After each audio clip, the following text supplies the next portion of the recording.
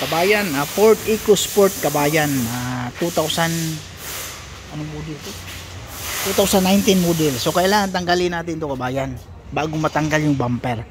So yung taillight kahit hindi tanggal okay lang to. So importante ito, tanggalin natin to. Tapos yung sa gilid, ito kailangan tanggalin to. Clip lang to sa kabayan. Yan. So kailangan mayroon tayong panikwat tulad nito kabayan. Diba ito kabayan eh.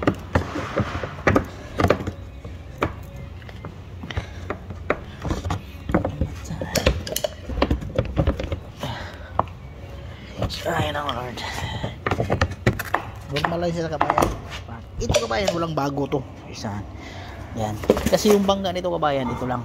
Bangga ito. Hindi kasama tong panel, hindi na i-repair. Ito bago to siya. Yan. EcoSport. Yun, ang pagtanggal kailangan kasi may bolt dito yan kabayan. So kahit anong hila mo hindi matanggal kasi kailangan tanggalin natin to. Yan. So ganun lang siya kabayan. So tip na naman siya kabayan. EcoSport Ford EcoSport. Yan. Yan. Galin natin to.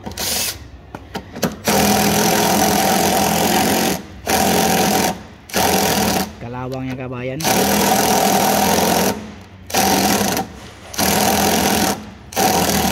Ito na po. Pag mabubukas yung kabayan yung board. So gawa natin yung panibagong bukas. Ganun lang. Okay?